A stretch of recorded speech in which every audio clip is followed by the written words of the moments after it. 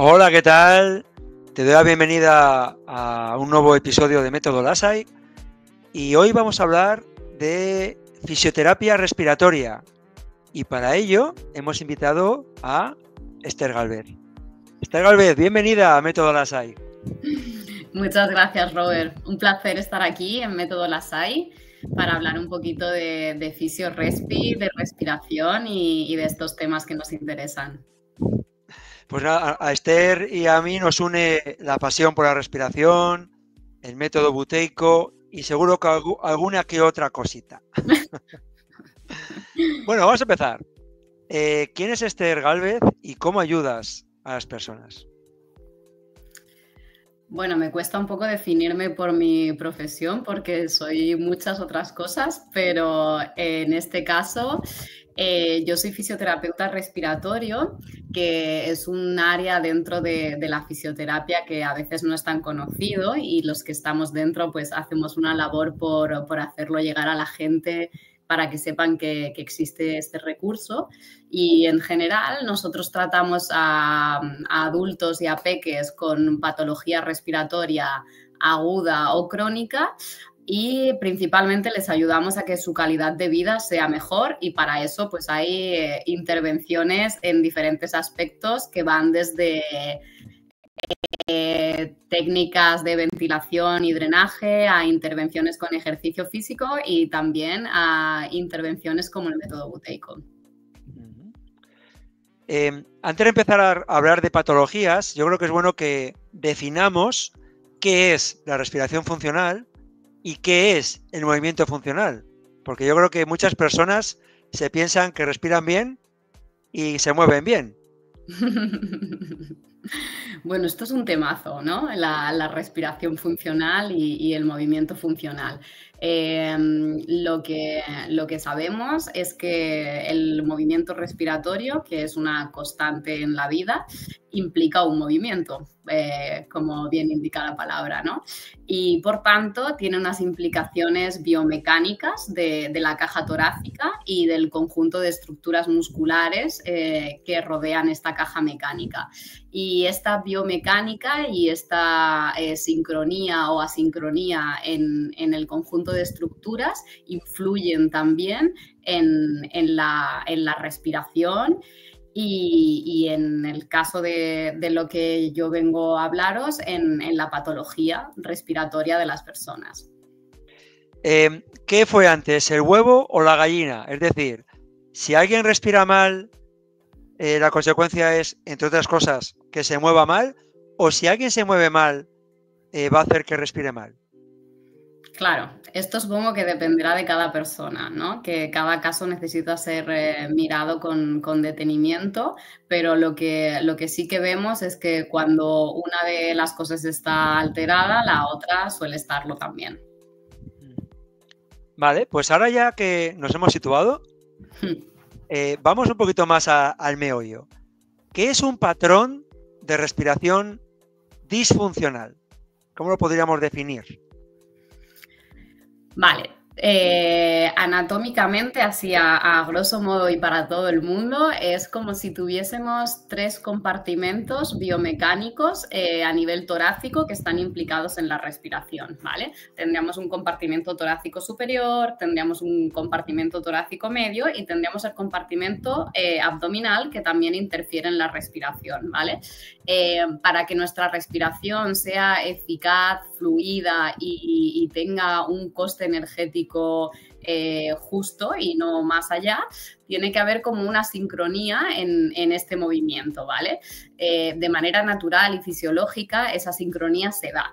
Lo que pasa es que a veces hay situaciones, ya sea derivadas de una patología respiratoria o derivada de factores ambientales o de factores emocionales, etcétera, esta biomecánica se ve alterada y es ahí donde aparecería una respiración disfuncional o una respiración quizá más que disfuncional, que se ha adaptado a lo que las circunstancias le han traído, ¿no? Que ha creado un proceso de adaptación. Claro, al final estamos hablando de desequilibrios. En este programa, en este podcast, ya hemos traído a alguna experta en pisadas y hablábamos de lo mismo. Si alguien no está pisando bien, su cuerpo tiende a equilibrar, hasta que ya no puede equilibrar y entonces empezamos con la fascitis plantar, dolor de espalda. Entonces, bueno, en la parte respiratoria seguro que nos pasa algo parecido. Entonces, la siguiente pregunta que te voy a hacer es, seguro que te encontrarás un montón de casos muy variados, pero bueno, cuando te viene alguien, un paciente ya con ese run, ¿no? Con un problema, ¿cómo detectas que un paciente tiene una respiración disfuncional? Esto es una muy buena pregunta, ¿vale? A ver, así como tenemos escalas validadas y estandarizadas para aplicar a las personas en según qué aspecto queramos valorar, por ejemplo, la hiperventilación, que es una que utilizamos bastante en Buteyko. Para valorar un patrón respiratorio disfuncional no hay una plantilla estándar que yo le pueda pasar a las personas y que diga, pues tú estás en un 3, tú estás en un 4. No es así. Entonces aquí tiramos mucho de la experiencia clínica y del ojo del personal sanitario que está a cargo, ¿vale? Entonces, lo que suelo observar yo en consulta con las personas que trato es el uso de la musculatura accesoria, ¿vale? Que sería principalmente la musculatura del cuello y la musculatura que hace levantar como las primeras costillas, que esto en pacientes respiratorios vemos a menudo que existe como un uso prolongado de esta musculatura que realmente solo tendría que estar activa en momentos de distrés, pero se ha creado esta adaptación de la que hablábamos antes. Miro mucho esta sincronía en el movimiento respiratorio, esta sincronía entre la parte torácica alta, la parte abdominal. Miro la posición de los hombros. Miro si la respiración es bucal o es nasal cuando esa persona no está hablando. Y también miro cómo se comporta su respiración y su sensación de ahogo mientras que está hablando, porque a menudo cuando estamos hablando durante un largo periodo de tiempo, cuando no tenemos esta sincronía se produce como esta fatiga, como esta necesidad de tragar más aire por la boca y esto es un indicativo también. Claro, porque esto consume muchísima energía, ¿no? Hacerlo, sí. si no está equilibrado, ¿has notado esa diferencia entre una persona que tiene una respiración normal, vamos a decir normal, aunque la normalidad a día de hoy puede ser muy variada, a una persona que viene con alguna patología, ese agotamiento viene de esta respiración que consume tanta energía?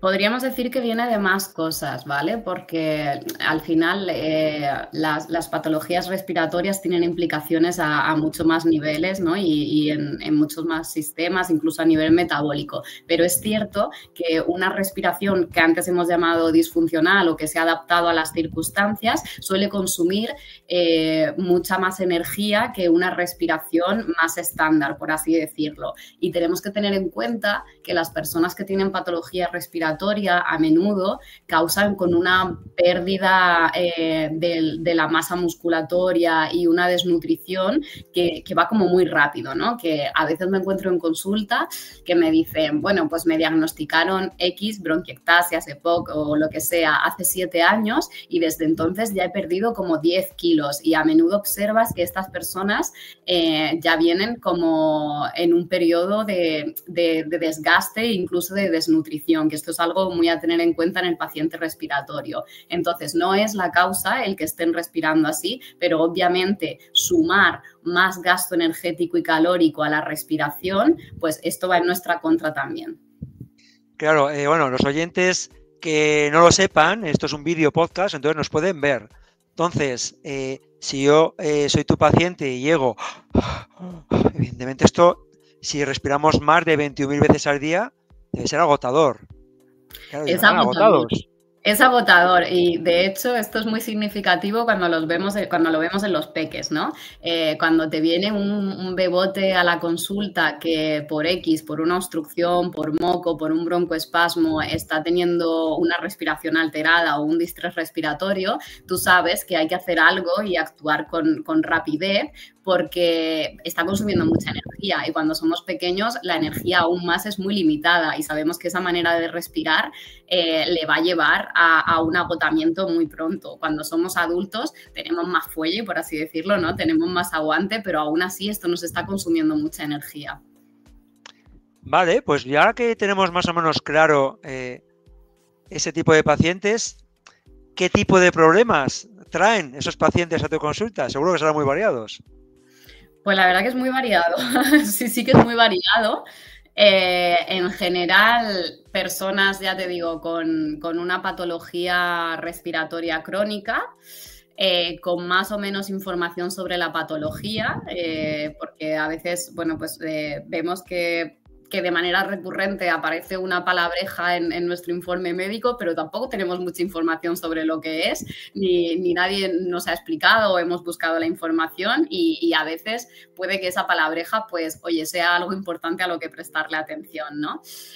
Suelo tener este tipo de paciente con un cuadro respiratorio crónico, pero también suelo tener pacientes con alteraciones del sueño y ya no hablo solo de patología de apnea del sueño, ronquidos, etcétera, sino personas que tienen dificultad para conciliar el sueño, que tienen muchos despertares y que esto está teniendo una influencia en su vida y que haciendo investigaciones han llegado a la conclusión de que tal vez la respiración también está influyendo en esta mala calidad del sueño y entonces han leído, han escuchado de buteico, entonces han llegado a mí y ahí pues vamos observando qué conducta respiratoria, qué patrón respiratorio y qué ejercicios respiratorios les puede llevar a hacer unas modificaciones que les permita mejorar la calidad del sueño. Estos son pacientes muy interesantes que me gusta mucho acompañarles y ver cómo se están produciendo cambios. Y luego, pues, casos así bastante atípicos, personas con alteraciones a nivel digestivo, los que también hay una implicación a nivel respiratorio. Por ejemplo, pues recuerdo la última paciente que venía a mí con un cuadro completamente digestivo, con una alteración en la biota, con un helicobacter positivo desde hacía mucho tiempo y un vientre súper abombado, ¿vale?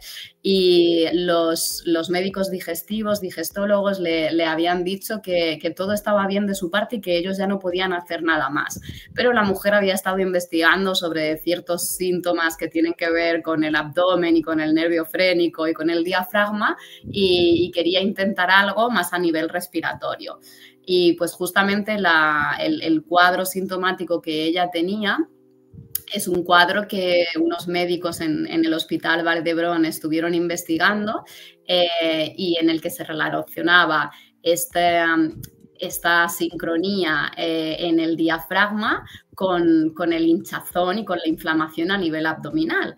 Porque aparte de la función respiratoria, el diafragma cumple otras funciones y el movimiento del diafragma. Entonces, cuando, por ejemplo, vemos estas imágenes tridimensionales que hoy en día son muy accesibles, en las que vemos como el diafragma al tomar el aire baja y al sacar el aire sube, este movimiento de bomba también cumple una función como de masaje a nivel de las vísceras abdominales que no hay que despreciar, que puede ser muy importante.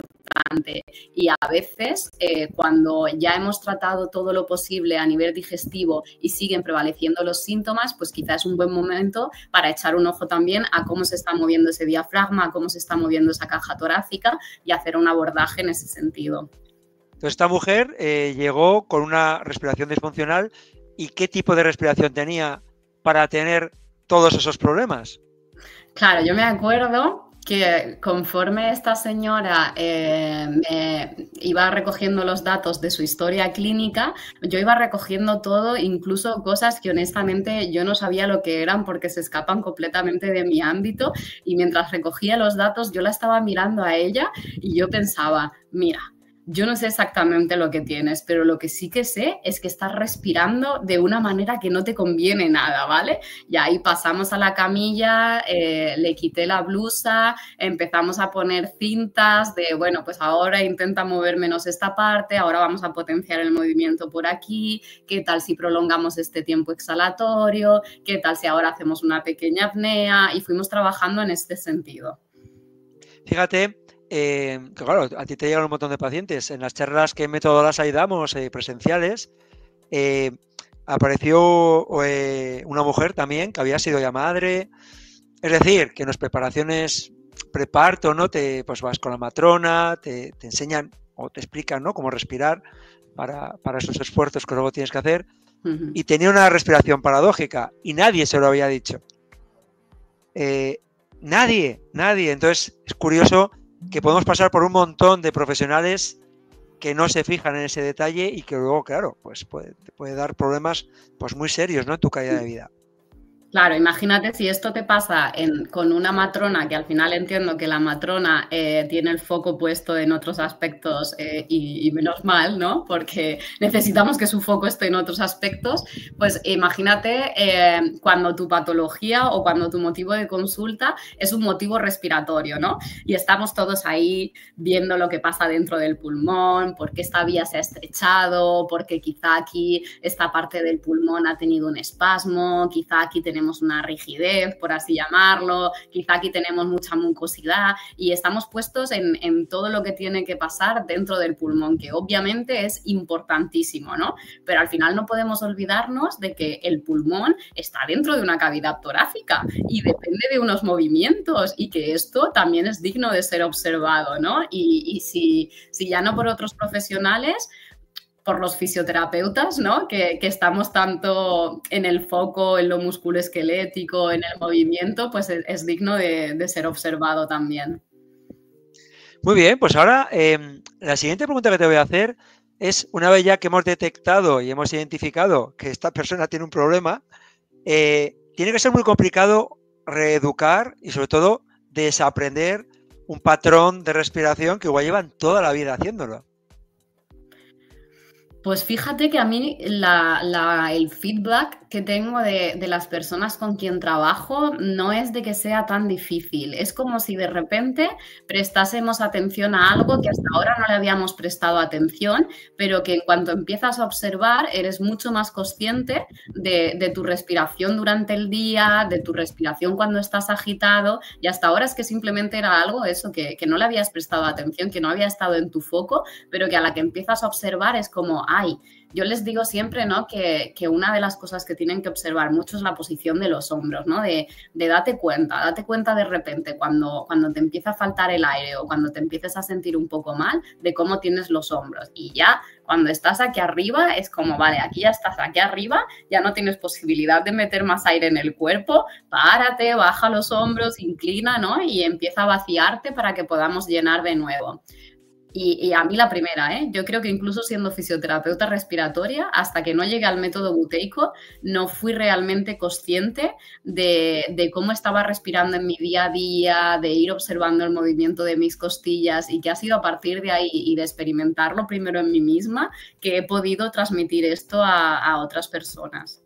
Claro, si no es imposible, eso es realmente imposible. Yo también en la parte del movimiento, cuando entreno a las personas con calistenia, claro, muchas personas vienen con esa limitación de movimiento, esa respiración disfuncional, y eso luego les provoca un montón de acortamientos y sobre todo en su movilidad, ¿no? Y los hombros, todo el tema del dorsal. Entonces, claro, venga, vamos a empezar desde cero.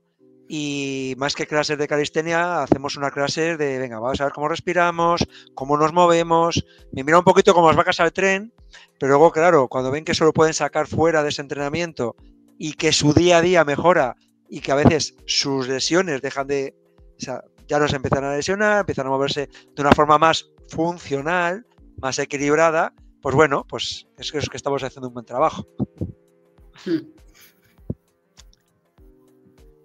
Los niños, las niñas y esa respiración disfuncional, es que esto es como un melón que yo creo que tenemos que abrirlo e intentar detallarlo para ayudar a esas familias que lo están pasando mal porque que si déficit de atención, que si hiperactivo, que si un montón de adjetivos que se le ponen ya ese San Benito a ese niño, a esa niña, y realmente igual el problema es mucho más sencillo de solucionar. A ver, yo creo, siendo muy humilde, que aquí es muy importante hacer un buen trabajo de equipo, ¿no? El que diferentes personas desde diferentes ámbitos pongamos nuestro ojo en los peques, ¿no? Porque corregir una respiración oral, por ejemplo, que es el gran tema, ¿no? En la respiración disfuncional en los peques y de la que luego derivan otra serie de complicaciones, no es tan sencillo. Y creo que una persona desde una perspectiva sola que lo intente quizá no va a obtener tanto éxito como si entra en coordinación con el odontopediatra, con el pediatra, con el fisio, porque aquí la respiración puede venir por muchas causas, ¿no? Desde la fisiorrespiratoria, lo que solemos mirar mucho en los peques que están respirando por la boca es todo el tema de la vía aérea superior, ¿vale? Sobre todo lo que tiene que ver con la nariz. Algunos de estos peques o muchos de estos peques que ahora ya no son tan peques y que siguen respirando por la boca, incluso aunque les hayan hecho reducción de adenoides, de cornetes, etcétera, y ellos siguen respirando por la boca, puede que la causa estuviera en que en una primera infancia, cuando eran bebotes, tenían la nariz congestionada. Pues porque era el típico niño que siempre iba con las dos velas verdes y que por más esfuerzos que hiciesen, pues que siempre iba con las dos velas verdes, ¿no? Entonces nosotros hacemos mucho hincapié en que la vía aérea superior esté despejada, sobre todo durante esta etapa más de desarrollo y de formación craneofacial, ¿vale? Porque obviamente tú no le puedes pedir a un niño que respire por la nariz si tiene la nariz completamente tapada. Y a veces ya no es solamente el moco, es que a veces se produce también como una inflamación más crónica de toda la mucosa. Entonces, yo con los pequeños, desde mi punto de vista, siempre suelo hacer un mix entre tratar mucho de desinflamar esa mucosa, enseñarle a las familias a cómo drenar ese moco de arriba, si ellos ya son más grandes también, a través de jueguecitos y de artilujos, y enseñarles a que no haya moco en la nariz, y luego, por supuesto, incluir ejercicios y motivarles para que ellos vayan usando la nariz, incluso incluir tapes de boca para que a lo largo del día un ratito estemos seguros de que estén con la boca cerrada y que esté pasando aire por la nariz, en fin. Pero sí, es un melón y creo que es un melón que desde mi punto de vista la clave estaría en resolverlo entre diferentes puntos de vista trabajando conjuntamente. Claro, es que hablando con Fleur Conway, realmente me dijo algo muy interesante que es, vamos a ver, si un niño y una niña van al cole y justamente su profe está respirando por la boca y no se fija en estas cosas y encima es una de las principales referencias que van a tener en estos primeros años, pues al final los niños lo hacen por imitación. Si ven a un adulto respirar por la boca, van a respirar por la boca, sea su padre, su madre, su profesor, su profesora, con lo cual esto tendría que ser, como bien dices, ¿no?, multidisciplinar, desde los padres hasta los colegios, hasta ese pediatra y todos los especialistas que están alrededor. Pero eso no sucede, ¿no? ¿O sí? Yo creo que más y más hay un interés por la respiración bucal y que más y más profesionales de diferentes ámbitos miran este aspecto. Se están desarrollando estudios, como decías antes, más en un sentido de neurodesarrollo, de déficit de atención, de memoria, de cómo la respiración oral y nasal influyen estas estructuras de desarrollo más a nivel cerebral.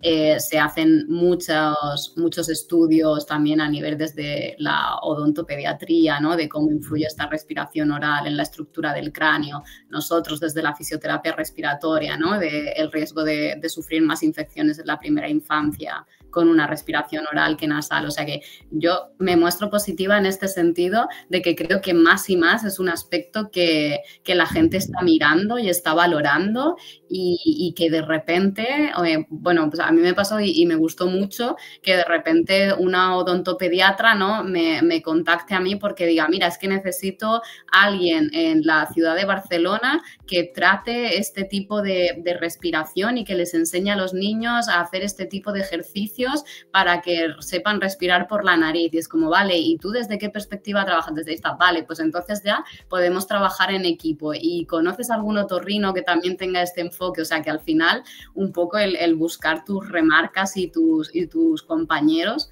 porque al final terminan siendo compañeros porque nuestro objetivo es común, ¿no? Al final tú no quieres ponerte ningún galardón, lo que quieres es mejorar la salud de las personas y al final todos estamos conectados y creo que el trabajo en equipo es lo más completo que le puedes ofrecer a una persona. Pues genial, que siga así y que vaya creciendo en otras ciudades. Yo vivo en Vitoria-Gasteiz y yo sí veo ese déficit en el día a día. Me fijo mucho en los comentarios de los papis, de las mamis, en la sociedad. Me voy a bailar por ahí y escuchas, observas cómo son buenas personas, cómo respiran cuando van a bailar, que yo vivo mucho este mundo, y dices, bueno, estamos, digamos, que somos muy necesarios los instructores de respiración, de movimiento, y bueno, pues es buscar la causa origen e intentar ayudar. Pues sí, la verdad que yo siempre recibo el mismo comentario de mis pacientes adultos cuando empezamos a tratar patrón respiratorio. Siempre el comentario es, ¿por qué nunca nadie me ha enseñado a respirar? ¿No? Si esto deberían de habérmelo enseñado en el cole, ¿por qué no les enseñan a los niños que si respiras de esta manera estarás más tranquilo, que cuando estás nervioso quizás estás activando esta parte de la respiración? Digo, pues hombre, la verdad que sería un paradigma y una asignatura muy interesante para introducirles, pero bueno.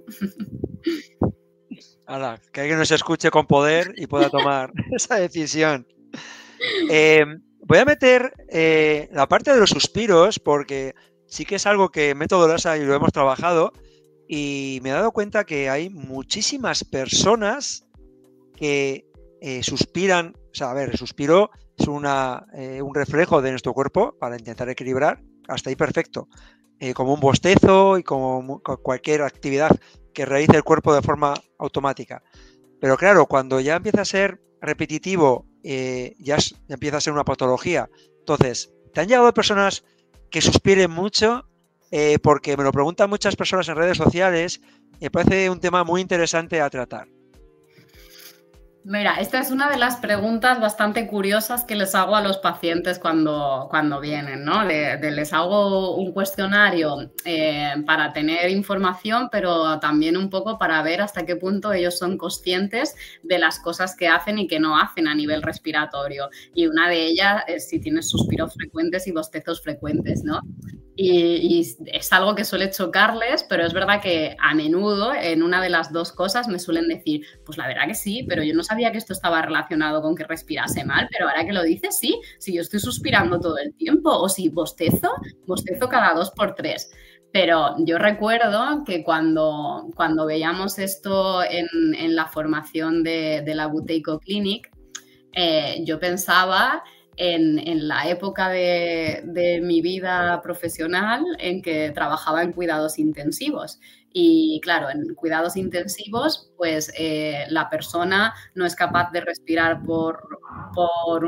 de manera natural o espontánea y hay un respirador, una máquina, un ventilador que respira por esta persona. Y en este respirador tú introduces los parámetros para que esta persona respire de una cierta manera o de otra, ¿vale? Normalmente esto lo hace el médico intensivista, ¿vale?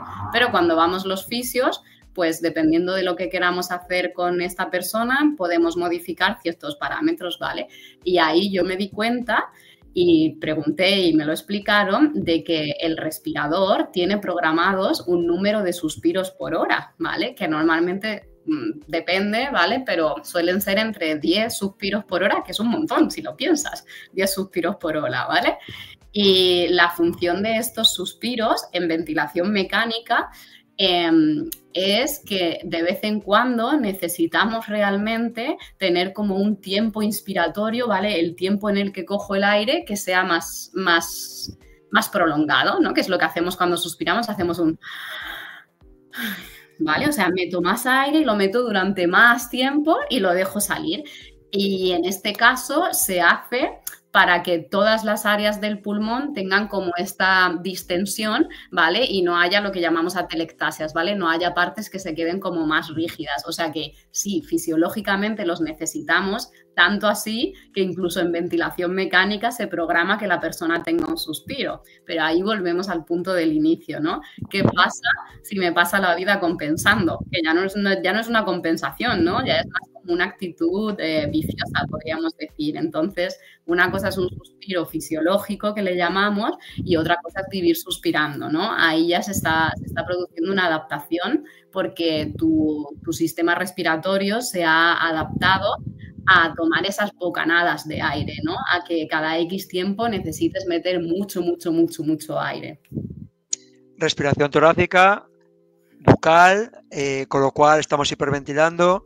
Yo las personas que se han acercado a Método Lasai son personas con un trastorno de ansiedad grave, medicadas, y entonces a mí esas son las personas, la experiencia que tengo con patologías, con los suspiros. Evidentemente empezabas a rascar, empezabas a hablar con estas personas y pues tenían un problema emocional que estaba haciendo que se metieran en un patrón, en un círculo vicioso, y eso, claro, luego les generó la hiperventilación y problemas físicos, y entonces, claro, llegaba un punto que se daban cuenta, dice, uy, cuando publicamos algún reel en redes sociales hablando de los suspiros, es cuando alguien te escucha y dice, ahí va, pues es verdad, si yo suspiro mucho es mucho, entonces ya te escriben, te preguntan, entonces oyentes, suspiros sí, como un bostezo o todo lo que tenga que hacer nuestro cuerpo, pero tiene que ser equilibrado. Si notáis que van demasiados suspiros, es lo que está diciendo Esther, bucal, respiración torácica, ahí tenemos un problema. O podemos tener un problema. Bueno 30 minutitos. Sí, perdona. Lanza. Que me parece súper curioso, ¿no? Lo que nos cuentas, ¿no? De estas personas que con este trastorno de ansiedad o con un trastorno más emocional tienen un patrón respiratorio muy hiperventilatorio, ¿no? Que nosotros le llamamos así, que respiran muy rápido, que toman mucho aire, que utilizan mucho la musculatura accesoria, y al final es como, bueno, lo que decíamos antes de no sabemos lo que fue antes, ¿no? No sabemos si fue primero la manera de respirar errática o todo lo que vino a continuación a nivel emocional. Pero ¿qué pasa si sobre esto, que sí que puedo intervenir, ¿no? ¿Qué pasa si introduzco un cambio, si muevo una ficha a nivel respiratorio, ¿no? ¿Qué pasa si empezamos a trabajar patrones respiratorios que sean mucho más sincrónicos, que sean mucho más lentos? ¿Qué pasaría? ¿Qué repercusión va a tener esto a nivel de los otros aspectos? En este caso de la salud mental o en mi caso de la salud respiratoria de las personas, porque yo ahí sí que creo que se va a producir un beneficio para la persona. Entonces, en ese sentido, claro, intervenciones respiratorias, instructores de respiración formados y acreditados, por supuesto, parece un área de intervención muy, muy válida. Yo siempre hablo de parar. Si paras, te das la oportunidad de, ya está, no hacer nada, ¿eh? Hacer nada, que es lo más complicado en nuestra sociedad actual. Si paras, te das cuenta de un montón de cosas, un montón de ruido mental, y eso te da la oportunidad de empezar a aplicar pues, técnicas de respiración lenta, en el que nos va a ayudar a que nos empecemos a sincronizar primero a nivel interior y luego podamos sacarlo fuera, ¿no? Y eso va a hacer, pues siempre digo lo mismo a todas las personas que se acercan a Método Lasai, que tomemos mejores decisiones en todos los sentidos. Es que parar es muy antisistema hoy en día, Robert. O sea, hoy en día todo está hecho para que no paremos, ni de día ni de noche, ¿no? Y por eso Yo a las personas con las que trabajo con Buteyko por X circunstancias, les suelo poner unos deberes de 10 minutos al día, ¿eh? Son 10 minutos al día en los que siempre es como que no quiero que estés haciendo otra cosa. No me digas que lo estás haciendo mientras ves la tele o mientras... No, en estos 10 minutos apagas todo y te pones una alarma que te sonará a los 10 minutos y vas a trabajar en tu respiración. Y es como, ¿cómo con tan poco puedes obtener tanto? ¿Cómo con solo 10 minutos al día en los que el foco sea tu respiración y consigas tener como esta perspectiva, ¿no? de separación un poco de todo lo que te envuelve, puede introducir cambios tan positivos en tu vida? O sea que sí, yo soy fan de tu recomendación de parar, sin lugar a duda. En el otro proyecto que tengo, que es un proyecto de baile, incluimos música lenta. La gente está acostumbrada, vale, bien, me voy a bailar, ¡buah! A darlo todo, ¿no? La salsa, la bachata.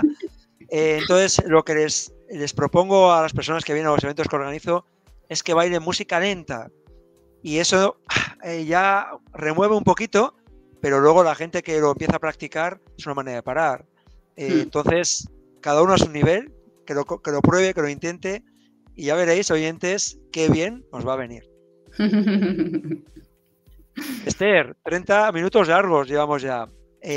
Un consejo que alguien que nos esté oyendo o nos va a oír, porque nos van a mandar este enlace de Spotify y de YouTube, un consejo a alguien que sienta que está dentro de todo eso que estamos contando aquí en esta entrevista, que le puedas dar para que dé el primer paso, que es el más complicado. Yo creo que el primer paso suele ser el darse cuenta, ¿no? Entonces, quizá el primer consejo sería el observar, ¿no? El observarte a ti mismo, cómo estás respirando cuando estás tranquilo, cómo estás respirando cuando estás nervioso, ¿no? De ya me he puesto nervioso, de ahora ya voy como una moto, ¿no? ¿Cómo estás respirando cuando vas como una moto, ¿no? Y de ver esa relación que se produce en cómo nuestra respiración está reflejando lo que nos está pasando, ¿no? Y a partir de tomar conciencia de cómo estoy respirando en cada momento del día, plantearte, ¿no? ¿Qué pasaría entonces si voy introduciendo pequeñas píldoras, pequeñas dosis respiratorias para tener una respiración que sea más armoniosa? ¿Cómo repercutiría eso en el resto de mi vida?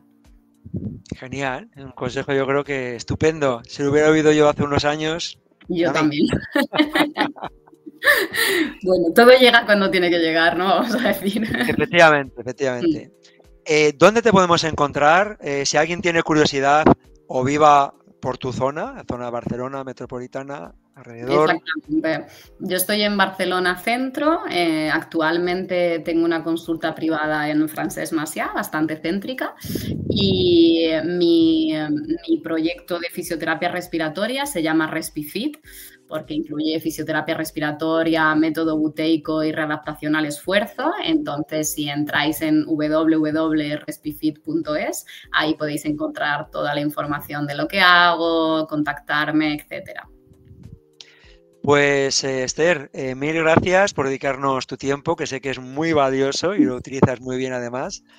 Y nada, pues nos vemos en la siguiente. Muchas gracias. Un placer, muchas gracias a ti por invitarme. Un abrazo muy grande y espero que nos veamos pronto. Seguro que sí.